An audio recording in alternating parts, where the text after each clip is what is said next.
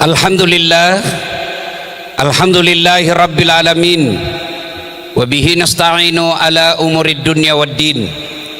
Ashhadu an la ilaha illallah wa ashhadu anna muhammadan abduhu wa rasuluh. Allahumma salli ala sayyidina Muhammad wa ala alihi wa sahbihi ajma'in. Amma ba'd, faqad qala Allah subhanahu wa ta'ala fi kitabil karim. Bismillahirrahmanirrahim. Ya ayyuhalladzina amanu dakhulu fis silmi kaffatan wa la tattabi'u khutuwatis syaitan innahu lakum aduwwum mubin. Wahai orang-orang yang beriman, masuklah engkau ke dalam Islam secara sempurna, Islam secara benar, bukan Islam pencitraan, bukan Islam gimik-gimik, bukan Islam pilkada. Ini politisi kalau mau pilkada langsung alim, pakai songkok, pakai gamis, bagi-bagi kartu nama, sama-sama kita Islam. Kalau ada masalahmu telepon saya 24 jam. Begitu dipilih dia ganti nomor HP-nya. Ada begitu di sini? Ada. Caleg juga begitu. Andai saja mau pilih caleg ini, caleg biar tidak diundang datang juga. Mana itu caleg semua sekarang? Berapa anggota DPR yang hadir di tempat ini? Padahal ini penting. Mana anggota DPR kita? Mana? Ada? Ada? Nah, cuman satu. Berapa anggota DPR kita Pak Bupati?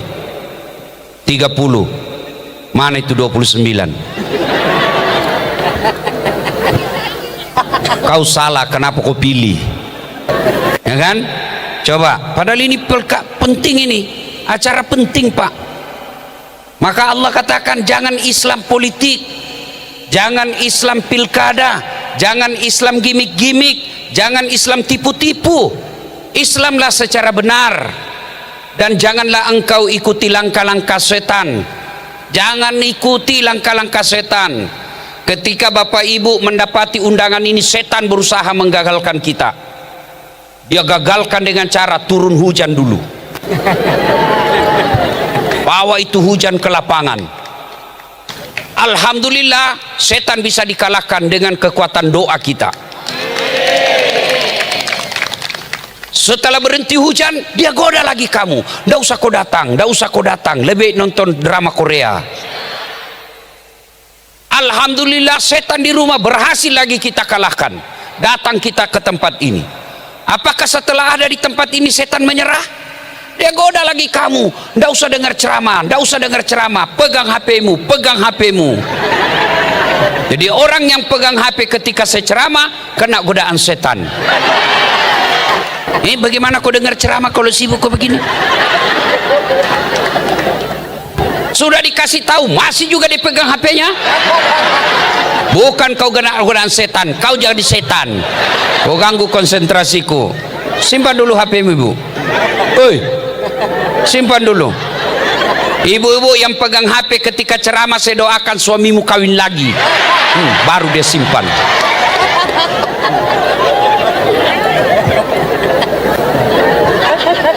Masih juga dia simpan pegang HP-nya itu. Ustadz kita mau rekam. Kalau ibu bapak rekam gambarnya tidak jelas, suaranya bising. Tapi kita mau rekam Ustadz supaya dibawa pulang. Jangan cemas. Itu ada kamera saya bawa. Bagus gambarnya, jernih suaranya. Tapi kau bawa pulang kameramu Ustadz, gampang nonton YouTube. Pesan perdamaian dari Seram bagian barat. Sudah itu jangan lupa like and share. Saya serius, saya kok ketawa. Bu, Bu, kalau artis kau follow apa kau dapat? Apa kau dapat? Hey Don, hey guys, kita lagi makan di London guys. Nah kirimi kau makanannya. Apa kau dapat kalau kau follow artis? Bapak-bapak, kalau kau follow artis apa kau dapat? Habis amalmu. Kelihatan dadanya, kelihatan pahanya. dia goyang, enggak juga kok dikasih pegang, dikasih lihat-lihat saja, hehehe. Tapi kalau kau follow ulama, kau follow pendetamu, satu, kau dapat ilmunya. Dua, kau amalkan ilmunya, pahala. Tiga, kau sebarkan kontennya, pahala, namanya amal jariah. Maka mulai hari ini follow Ridwan Huta Barat, follow Dasat Latif. Jangan ketawa, saya serius ini ya. Jangan kau ikuti langkah-langkah setan, karena sesungguhnya setan itu musuh yang nyata bagi kalian. Musuh kalian bukan tentara, musuh kalian bukan aparat, musuh kalian bukan polisi, musuh kalian kata Allah setan, di mana setan itu musuh yang nyata bagi kalian. Ibu-ibu, oi, yang kau musuhi polisi, kau kira enak hidup ini kalau tidak ada polisi? Ibu-ibu, kalau hilang motormu siapa kau cari? Siapa kau cari? Pak Imam, imam aja hilang motornya. Ayo, oi bu, kalau ada yang pukul anakmu siapa kau cari? Polisi. Bapak-bapak, kalau hilang motormu siapa kau cari? Polisi. Ibu-ibu, kalau hilang suamimu siapa kau cari? Jangan kau cari polisi, carilah suamimu.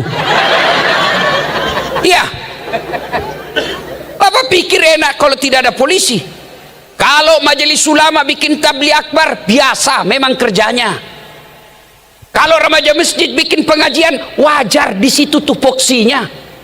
Kalau NU Muhammadiyah bikin tabligh akbar, memang seharusnya begitu. Tapi kalau polisi bikin tabligh akbar, itu baru luar biasa. Tenang Pak Kapolres, saya sanjung kau hari ini. Begitu saya hormatinya Pak Kapolres, biasanya Pak, orang yang telepon saya setingkat jenderal bintang 3, dia yang telepon saya. Ini saya yang telepon beliau, saya akan datang ke situ. Saya lihat videonya datang, Ustadz kami tunggu di sini, kami rindu dengan ceramah Pak Ustadz. Saya datang, ternyata jauh juga.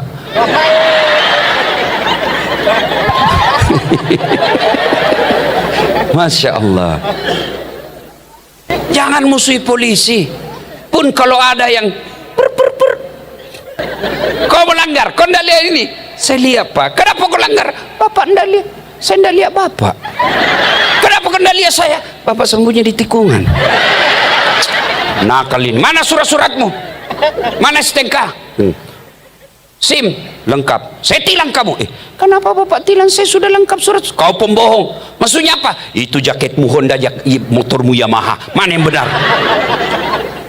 Ini polisi film India, bukan polisi Indonesia. Polisi Indonesia mengayomi, melindungi, melayani masyarakat. Dan bapak-bapak polisi juga jangan musuhi ulama. Kenapa? Karena kalau kau mati, siapa yang bungkus kamu? Maka yang baik, polisi jaga ulama, ulama doakan polisi, sama-sama kita jaga Republik Indonesia. Waqala idzan bismillahirrahmanirrahim. Ya ayyuhalladzina amanu taqullaha haqqa tuqatih wa la tamutunna illa wa antum muslimun. Wahai orang-orang yang beriman, bertakwalah kalian kepada Allah dengan sebenar-benarnya takwa, dan janganlah kalian mati kecuali dalam keadaan beragama Islam. Pak Pendeta yang saya muliakan, ayat ini sudah 1400 tahun dibaca setiap hari Jumat.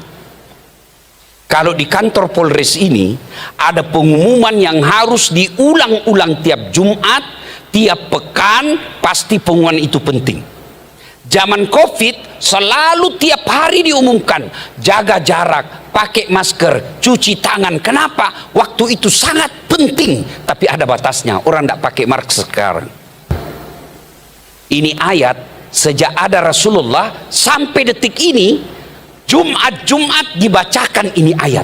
Berarti ayat ini penting, dan rasa-rasanya sudah diterima akal. Jangan kamu mati, berarti mati kau yang ngatur. Wih, jangan mati ya, berarti mati mau-maumu. Padahal mati, mau atau tidak, tiba saatnya pasti kamu mati.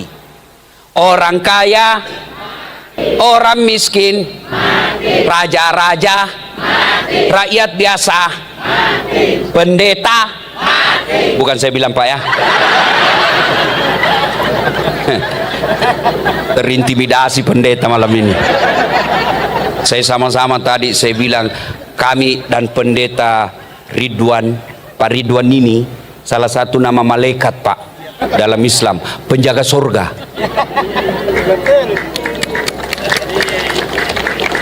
Saya bilang kami ini berdua sama-sama penyebar agama, sama-sama penyiar perdamaian. Bedanya kami orang Islam, Ustadz namanya, beliau Nasrani, pendeta namanya. Apa kelebihan kami? Pak pendeta cuma satu istri, Ustadz dapat jatah 4 kali. Iya Pak, 4 Pak, cuma saya pakai 1 kuota. Kenapa? Takut tidak. Bedanya orang Batak dengan orang Bugis sama-sama besar suaranya. Dengar tadi khutbahnya, keras besar suaranya. Orang Bugis juga demikian. Cuma bedanya orang Batak takut sama istrinya, orang Bugis tidak ada takut sama istri, cuma istrinya lebih berani. Termasuk Pak Kapolres pasti takut sama istrinya. Mana ada polisi tidak takut sama istrinya, bohong itu. Dia bilang, temanku yang polisi, bukan kami takut sama istri Ustaz, cuma istri ini sedikit-sedikit melapor sama istrinya komandan, dan komandan juga takut sama istrinya. Ya kan? Ayat ini cuma dibaca seolah-olah, saudaraku kaum muslim, seolah-olah Allah ingin berkata, Saat, Pak Bupati, Pak Haji, ibu-ibu pakai jilbab, kamu ngaku Islam tapi belum tentu kau mati dalam keadaan Islam. Itu makna ayat ini. Adakah orang Islam yang mati kafir? Banyak.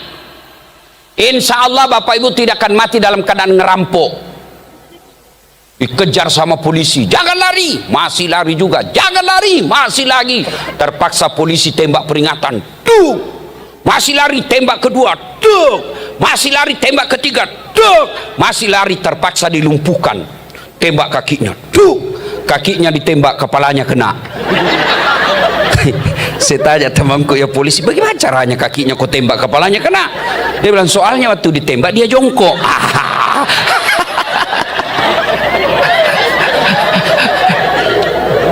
Insya Allah Bapak Ibu tidak akan mati dalam keadaan berzina, ke Ambon berzina, makan obat kuat, overdosis, mati di atas perut, na'udzubillah min dzalik, mati kafir kau.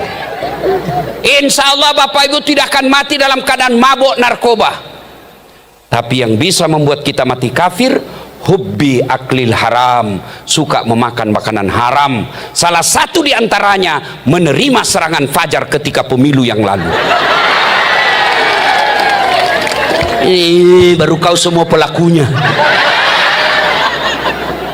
Sekarang majelis taklim pun sekarang pemeras.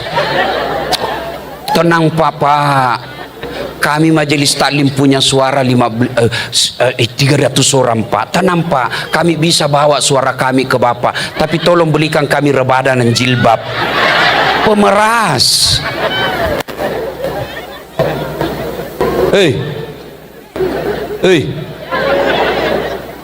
Jangan terima wansogo. Bagi kalian yang sudah terlanjur menerima serangan fajar kemarin, dengar ini kata Nabi, 2 saja jalan keluarmu kalau kamu bertobat. 1, mutlak kata Nabi, kasih kembali uangnya orang. Yang kau ketawa, saya serius ini.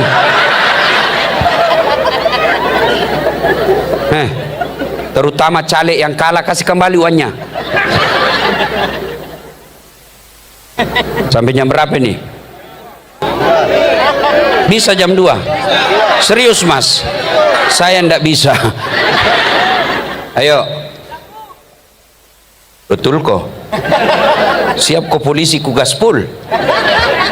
Bapak Ibu yang sudah terlanjur uang, kasih kembali. Kasih kembali kalau Bapak bertobat. Sudah habis Ustaz. Maka kata Nabi, hanya api neraka yang bisa mencuci perutmu. Ibu-ibu dengar bu, kalau orang korupsi 70 miliar masuk neraka, sepertinya masih masuk di akal. Kenapa? 70 miliar dia nikmati di dunia. Dia ke Eropa keliling-keliling, dia bisa beli yang dia mau. 70 miliar masuk neraka, rasa-rasanya di dunia masih bahagia. Tapi kalau 300 ribu kau masuk neraka, itulah aslinya beleng-beleng. Kau ketawa semua, baru kau pelakunya. Saya tanya ibu-ibu, tolong jawab dengan jujur. Kalau ibu terima 300 ribu, kaya tidak? Kaya tidak? Bapak-bapak kalau tolak 300 ribu, miskin tidak? Miskin tidak? Namun yang pasti, ketika kau terima 300 ribu itu artinya kau tutup masa depanmu yang miskin, kau tutup masa depannya anakmu yang cerdas, kau tutup masa depan anakmu jadi anggota DPR, jadi bupati, karena dia miskin, karena hanya orang kaya yang mampu sogok jadi pejabat. Kalau kau cinta Seram bagian barat ini, wujud konkretnya Jako terima uang sogok. Boleh saja kita miskin, tapi kau jangan jual harga dirimu. Tidak ada orang suka miskin, tapi Allah kasih kau miskin. Paling tidak orang tidak bisa beli harga dirimu. Saudaraku, pemilu pilkada akan datang ini, jangan kau pilih orang karena uangnya. Kalau kau pilih karena uangnya, maka cara pertama kasih kembali uangnya ketika dia terpilih. Kenapa anggota DPR tidak ada yang lagi yang datang? Karena mereka pikir saya sudah bayar kok. Kenapa mereka tidak ngurus kalian? Karena dia pikir untuk apa? Gampang, tidak usah banyak program. Mau pilkada, bayar lagi mereka. Bolehlah kita miskin, tidak ada orang mau miskin. Tapi tolong, cintai ini kabupatenmu, jangan kau terima uang sogok. Siapa yang menikmati perjuangan kemerdekaan kita? Mereka yang berkorban, korban jiwa raganya, bertempur tidak peduli agamanya, bertempur tidak peduli sukunya, yang penting penjajah tinggalkan Indonesia. Apa mereka nikmati negara kita? Apa mereka menikmati Facebook? Apa mereka menikmati internet? Tidak. Siapa yang nikmati? Cucunya. Kalau bapak ibu tidak terima uang serangan fajar, kalau bukan kamu yang nikmati Seram bagian barat ini nikmat, cucu-cucumu nanti yang nikmati. Maka jangan kau rendahkan hati dirimu. Allah telah memuliakan kalian, Allah telah mengangkat derajatmu. Apapun agamamu, jangan kau terima uang sogo. Tidak ada agama mengajarkan terima uang sogo. Kalian juga polisi, jangan kau ambil uangnya anggotamu.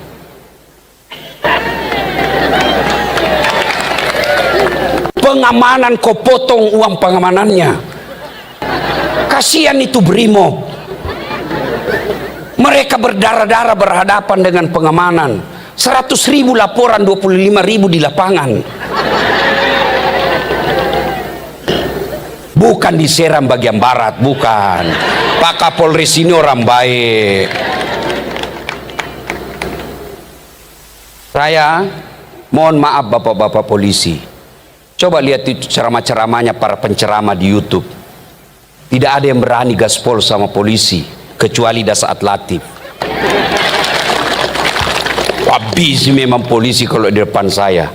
Orang bilang, kenapa Pak Polisi? Saya benci. Tidak, karena saya cinta kamu. Saya mau ajak kau masuk surga sama-sama. Masa kau polisi tidak bisa masuk surga? Orang pengangguran aja boleh masuk surga. Masa polisi tidak bisa masuk surga? Luar biasa itu namanya polisi. Pak Kapolres bisa tidak pakai gamis seperti ini? Bisa. Anggota Brimob bisa tidak pakai peci seperti ini? Bisa. Tapi boleh tidak ada saat latih pakai bajunya Kapolres? Tidak bisa, ditangkap saya Pak. Itulah nikmatnya jadi polisi. Maka jangan kau rendahkan dirimu dengan menjilat dan cari-cari muka. Jangan marah ya. Kita suruh kondang Kak. Wa qala idzan bismillahirrahmanirrahim. Innallaha wa malaikatahu yusalluna 'alan nabi. Ya ayyuhalladzina amanu sallu 'alaihi wa sallimu taslima. Sesungguhnya Allah dan para malaikatnya bersalawat kepada Rasulullah Muhammad sallallahu alaihi wasallam, maka wahai orang-orang yang beriman, bersalawatlah kalian kepada Rasulullah dengan sebaik-baik salawat. Sadaqallahul azim, maha benar Allah dengan segala firman-Nya. Ibu bapak saudara-saudara sekalian teristimewa yang kita hormati, Bapak Kapolres beserta Nyonya, Bapak Dandim beserta Nyonya, Bapak Bupati beserta istri, Bapak Pendeta yang saya muliakan, hadirin hadirat, mohon maaf saya tidak bisa sebut nama satu demi satu, di samping karena keterbatasan waktu, juga sejujurnya saya tidak hafal namanya Bapak Ibu. Pak Kapolres, Nabi pernah tanya sama sahabat, kumpul. Nabi tanya, atadruna manil muflis? Saudara-saudara sekalian, kamu tahu enggak siapa yang bangkrut di akhirat kelak? Ibu-ibu tahu namanya bangkrut? Tahu bangkrut ibu? Habis modal. Ya toh? Kalau bicara uang, ibu-ibu paling satu. Nah, macam-macam jawaban sahabat. Tahu enggak siapa yang bangkrut? Ada yang bilang yang tidak sholat ya Rasul. Oh, bagus sholatnya. Mungkin yang tidak bayar puasa ya Rasul, dia puasa, bahkan Senin Kamisnya bagus. Bukan cuma Ramadan, sunnah-sunnah dia lakukan. Yang tidak bayar zakat ya Rasul, wah dia bayar zakat harta dan zakat fitrah. Mungkin yang tidak haji padahal mampu ya Rasul, dia haji, bahkan dia bolak-balik umroh. Seluruh sahabat heran, kalau begitu siapa yang bangkrut ya Rasul? Nabi menjawab, jarusu wa khati'ur rahim, tetangga yang jahat sama tetangganya dan dia memutuskan tali persaudaraan. Sahabat heran tentu, kok bisa bangkrut sih? Dia kan sholat, dia puasa, dia haji, dia bayar zakat, kok bisa bangkrut? Bagus ibadahnya ini orang. Kata Nabi, betul, hablum minallahnya baik, yang kita kenal dalam Islam ibadah mahdah, hubungan kepada Allah baik, tapi sayang muamalahnya, hubungannya kepada manusia, hablum minannasnya jelek. Ya setorlah sholatnya, ya Allah ini sholatku. Datang tetangganya, tunggu dulu, saya pernah sama-sama caleg itu di Seram bagian barat. Dia fitnah saya, kata anak-anakku yang lurus rambutnya bukan anaknya suamiku, karena suamiku keriting rambutnya. Gara-gara fitnahnya orang nggak pilih saya, padahal saya sudah jual rumah dan sawah. Saya bangkrut gara-gara dia itu. Kata Allah, ya sudah kalau begitu ambil sholatnya semua. Tuh bu, sudah habis apanya bu? Habis apanya? Habis sholatnya. Habis sholatnya tuh, sholatnya. Dia setor lagi puasanya. Ya Allah ini puasaku. Datang lagi tetangganya, tunggu dulu. Saya pernah itu sama-sama pilkada. Dia sebarkan berita hoax, dia fitnah saya. Gara-gara fitnahnya saya tidak ada apa-apa. Saya minta keadilan. Allah katakan, ya sudah, ambil puasanya. Sudah berapa habis bu? Apanya habis tadi? Sholat. Apanya lagi? Puasa. Dia setor lagi hajinya. Ya Allah ini hajiku. Datang lagi, tunggu dulu. Saya pernah sama-sama itu pegawai di kantor bupati. Dia fitnah saya, katanya mobilku hasil korupsi. Gara-gara fitnahnya, tadinya saya kepala dinas digeser menjadi staf ahli yang tidak ada stafnya. Gara-gara fitnahnya itu. Dia bilang, Allah, ya sudah, ambil dia punya haji. Habis apanya bu? Habis sholat, habis haji, habis puasa, habis semua. Masih ada yang datang, tunggu dulu, saya juga pernah tetangga itu diseram. Dia serobot pagarku. Saya mau tuntut, dia polisi. Saya mau lapor, temannya polisi. Tidak mungkin, gara-gara dia serobot saya punya pagar, saya tidak punya got. Setiap hujan banjir rumahku, kelakuannya itu. Dia bilang, Tuhan, bagaimana lagi ini? Habis saya punya sholat, habis puasa, habis haji, mana lagi saya mau kasih? beta po apa? Hah, kata Allah, karena sudah tidak ada saldomu, sudah tidak ada kebaikanmu, dosanya itu orang kuambil. Inilah orang bangkrut, hitam jidatnya gara-gara sholat, Senin Kamis dia puasa, bagus dia punya ngaji, tapi tidak ada orang yang suka di kampung itu. Itulah orang bangkrut.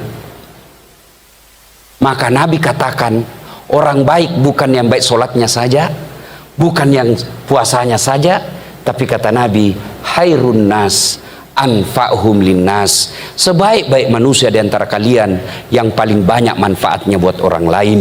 Bagaimana kau bermanfaat kalau semua orang tidak suka kamu?